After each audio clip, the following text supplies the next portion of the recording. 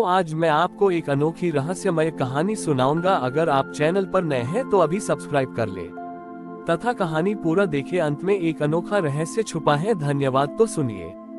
सृष्टि के एक ऐसे समय में जहां धन का प्रदर्शन अत्यधिक बढ़ गया था, भगवान विष्णु ने देखा कि मनुष्य दान तो कर रहा है, पर उसका ध्यान दान के फल या समाज में अपनी प्रशंसा पर अधिक है, बजाय दान के मूल भाव पर। सच्ची विनम्रता और गोपनीय दान का महत्व कम हो गया था। विष्णु जी ने सोचा कि उन्हें ये समझाना होगा कि सच्चा दान वह है जिसे कोई नहीं देखता, सिवाय दान देने वाले और परमेश्वर के। एक छोटे से राज्य में कीर्तिमान नाम का एक अत्यंत धनी व्यक्ति रहता था। कीर्तिमान हर साल बड़े बड़े भंडारे आयोजित करता था, सोने से तुलादान करता था और यह सुनिश्चित करता था कि उसके दान की खबर पूरे राज्य में फैले। वह चाहता था कि सब उसे सबसे बड़ा दानी माने। उसी राज्य में दयालु नाम का एक निर्धन परोपकारी व्यक्ति रहता था। दयालु के पास धन नहीं था, वो एक साधारण मजदूर था, पर उसका हृदय विशाल था। उसके पास जो कुछ भी होता था, एक रोटी का टुकड़ा या किसी बूढ़े व्यक्ति के लिए एक सहारा, वह चुपचाप बिना किसी को बताए दे देता था। वह इस बात का ध्यान रखता था कि उसके दान का कोई साक्षी न बने। कीर्तिमान हमेशा दयालु का उपहास करता था। दयालु, तुम क्या दान करते हो? एक टूटी हुई रोटी। दान वह है जिससे समाज में तुम्हारी कीर्ति बढ़े, जिससे तुम्हारा नाम हो। तुम्हारे छोटे से गुप्त दान का क्या मूल्य?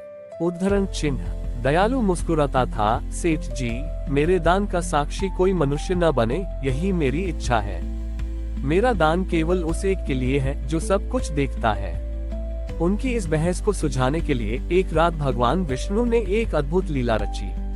विष्णु जी ने एक वृद्ध यात्री का वेश धारण किया और राजा के दरबार में पहुंचे। उन्होंने राजा से कहा, महाराज, मैं आपको एक स्वप्न का अर्थ बताने आया हूँ। आज रात आपको एक स्वप्न आएगा जिसमें आपके राज्य के सबसे बड़े दानी को स्वर्ग के वस्त्र भेंट किए जाएंगे। अगली सुबह राजा ने सचमुच स्वप्न देखा। स्वप्न में राजा ने देखा कि स्वयं देवराज इंद्र पृथ्वी पर उतर रहे हैं, पर वह कीर्तिमान की भव्य हवेली के पास नहीं गए। इंद्र सीधे उस छोटी सी झोपड़ी की ओर बढ़े जहां दयालु रहता था। इंद्र ने दयालु को दिव्य स्वर्ण जड़ित वस्त्र भेंट किए और उसे सच्चा दानी कहकर सम्मानित किया, जबकि दयालु अपने कार्य में लगा हुआ था। राजा ने तुरंत अपने मंत्रियों को बुलाया और पूछा, मेरे राज्य में सबसे अधिक दान कीर्तिमान करता है, पर स्वप्न में इंद्र ने दयालु को क्यों सम्मानित किया? जाओ और पता लगाओ कि दयालु ऐसा क्या दान करता है जो किसी को दिखाई नहीं देता। मंत्रियों ने कई दिनों तक दयालु पर नजर रखी। उन्हें कुछ भी असाधारण नहीं दिखा। वह केवल अपने काम पर जाता था और देर रात को घर लौटता था। एक रात एक मंत्री ने देखा कि दयालु चुपचाप एक अंधेरी गली से जा रहा है। वह उसका पीछा करने लगा। दयालु एक ऐसे स्थान पर रुका जहां एक बूढ़ी दृष्टिहीन महिला रहती थी। दयालु ने धीरे से महिला के द्वार पर एक गट्ठर रखा। गट्ठर में कुछ रोटियां और ताजा फल थे। फिर दयालु ने बिना कोई आहट किए उस महिला के घर के सामने की गंदी नाली को अपने हाथों से साफ किया, ताकि सुबह महिला वहां से सुरक्षित निकल सके। ये सब करने के बाद दयालु चुपचाप वहां से चल दिया। उसने एक बार भी मुड़कर नहीं देखा और न ही यह सुनिश्चित किया कि महिला को पता चले कि यह सब किसने किया। मंत्री ने सब कुछ राजा को बताया। राजा ने तुरंत कीर्तिमान और दयालु को दरबार में बुलाया। राजा ने कीर्तिमान से पूछा, सेठ जी, आप इतना बड़ा दान करते हैं, पर आपका दान हमेशा डंके की चोट पर होता है। क्या आपने कभी अदृश्य दान किया है? उद्धरण चिन्ह। कीर्तिमान ने सिर झुका लिया। उसने स्वीकार किया कि उसका हर दान अपनी प्रसिद्धि के लिए होता था। तब राजा ने दयालु से कहा, दयालु, तुम वह कार्य करते हो जो कोई नहीं देखता। तुमने उस बूढ़ी माँ को भोजन दिया, तुमने अपनी पीठ को कष्ट देकर नाली साफ की, वह भी बिना किसी को बताए। क्यों? उद्धरण चिन्ह। दयालु ने हाथ जोड़कर कहा, महाराज, मेरा दान छोटा है। मैं केवल उस एक धागे को मजबूत करना चाहता हूँ जो मेरे और मेरे प्रभु के बीच है। मैं नहीं चाहता कि बीच में प्रशंसा या कीर्ति का कोई और धागा आ जाए। जब कोई नहीं देखता तो मेरा दान केवल प्रभु देखते हैं और उनका अनुमोदन ही मेरा सबसे बड़ा फल है। तब राजा और कीर्तिमान ने महसूस किया कि सच्चा दान वह नहीं है जो लोगों की आंखों को भाए, बल्कि वह है जो भगवान की दृष्टि में शुद्ध हो। उस दिन से कीर्तिमान ने अपने दान का तरीका बदला और दयालु ने पूरे राज्य में गुप्त सेवा का महत्व स्थापित किया। कहानी का अंतिम सत्य, हमारी भक्ति और सेवा का मूल्यांकन उसकी मात्रा से नहीं बल्कि भाव से होता है। वह दान सर्वोत्तम है जिसका साक्षी कोई मनुष्य नहीं बल्कि केवल परमपिता परमेश्वर होता है। राजा के दरबार में हुए उस रहस्योद्घाटन के बाद कीर्तिमान पूरी तरह बदल गया। उसे अब समझ आ गया था कि उसके भव्य दान के ल उसके अहंकार की पूर्ति थे। उसने अपनी सारी सार्वजनिक दान प्रक्रियाएं बंद कर दी और चुपचाप दयालु के मार्गदर्शन में गुप्त सेवा के मार्ग पर चल पड़ा। कीर्तिमान और दयालु अब साथ मिलकर काम करने लगे। कीर्तिमान अपने विशाल धन का उपयोग करता और दयालु उसे सही दिशा देता। एक बार राज्य में भयंकर सूखा पड़ गया। अनाज और पानी की कमी हो गई। कीर्तिमान ने तुरंत अपने निजी गोदामों से सारा अनाज निकलवा लिया और दयालु से पूछा, दयालु, इस अनाज को बांटने का सबसे अच्छा तरीका क्या है ताकि कोई भूखा न सोए और ये दान गोपनीय भी रहे। उद्धरण चिन्ह। दयालु ने सोचा और कहा, सेठ जी, आप भी कीर्तिमान को उसी नाम से पुकारता। यदि हम इसे खुलेआम बांटेंगे तो भीड़ लगेगी और जरूरतमंद से अधिक चालाक लोग ले जाएंगे और आपकी कीर्ति फिर बढ़ेगी। हमें ऐसा तंत्र बनाना होगा जो लोगों को यह न बताए कि दानी कौन है। उन दोनों ने मिलकर एक योजना बनाई।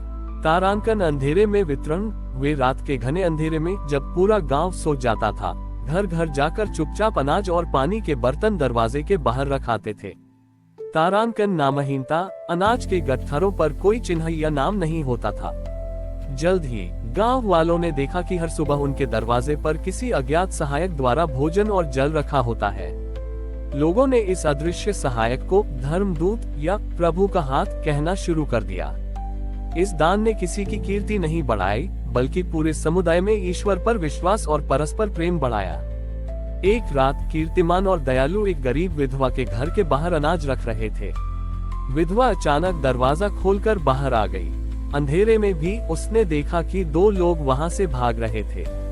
विधवा चिल्लाए, रुकिए, आप कौन हैं? आप चुपचाप मेरी मदद क्यों करते हैं? मैं आपको धन्यवाद देना चाहती हूँ। कीर्तिमान और दयालु तेजी से भागते रहे क्योंकि वे नहीं चाहते थे कि उनकी पहचान जाहिर हो। भागते समय कीर्तिमान का पैर फिसल गया और वह गिर गया। जब वह उठा तो उसके हाथ में एक पुराना घिसा हुआ तांबे का सिक्का था जो शायद विधवा के आंगन में गिरा होगा। वह सिक्का बहुत ही सादा, रन और मूल्यहीन था। तभी उस अंधेरी रात में एक तेज प्रकाश फैला। स्वयं भगवान विष्णु अपने दिव्य रूप में प्रकट हुए। विष्णु जी ने उस तांबे के सिक्के को अपने हाथ में लिया और कीर्तिमान से कहा, कीर्तिमान, जब तुम सोने का तुलादान करते थे तो वह मेरे लिए केवल धातु था क्योंकि उसके पीछे अहंकार का भाव था। पर जब तुमने जो दान किया वह गुप्त था, निस्वार्थ था। तुमने भागकर अपना परिचय छिपाया क्योंकि तुम्हें फल की इच्छा नहीं थी। विष्णु जी ने दयालु की ओर देखकर कहा, दयालु, तुमने इसे सच्चा मार्ग दिखाया। फिर विष्णु जी ने कीर्तिमान के हाथ में वह तांबे का सिक्का वापस रखते हुए कहा, ये सिक्का तुम्हारे उस सोने के दान से 1000 गुना अधिक मूल्यवान है। ये सिक्का उस विधवा की सरलतम वस्तु है जिसे तुमने अपनी निस्वार्थ सेवा से सबसे बड़ा मूल्य दे दिया है। आज तुम्हारा सारा कर्मफल जिसे तुमने जानबूझकर त्यागा तुम्हारे जीवन में स्थिर हो गया है। विष्णु जी ने समझाया कि सच्चा दान वह है जो दानी और पाने वाले के बीच के सारे पुल तोड़ दे ताकि दोनों केवल ईश्वर के हाथ को ही देखें। कीर्तिमान और दयालु को लगा कि उनकी जीवन यात्रा पूर्ण हो गई। उन्होंने वह तांबे का सिक्का अपनी झोपड़ी में सबसे पवित्र स्थान पर रखा, ये याद दिलाते हुए कि ईश्वर की दृष्टि में सबसे मूल्यवान वह वस्तु होती है जो प्रेम और निस्वार्थता से दी जाती है, भले ही उसका भौतिक मूल्य शून्य हो। दान या सेवा का मूल्य उस वस्तु की कीमत से नहीं बल्कि क्रिया में निहित छिपे हुए भाव से मापा जाता है। जब तक दान की इच्छा गुप्त रहती है वही ईश्वर के सीधे संपर्क में रहता है। हमारी और भी आध्यात्मिक एवं अनोखी कहानियां देखने के लिए हमारे चैनल पर जाएं तथा धार्मिक एवं पौराणिक अनोखी कहानियां हमारे चैनल पर है। कृपया जाके देखें तथा हमारे चैनल को सब्सक्राइब करके रखें और वीडियो लाइक जरूर करें। धन्यवाद।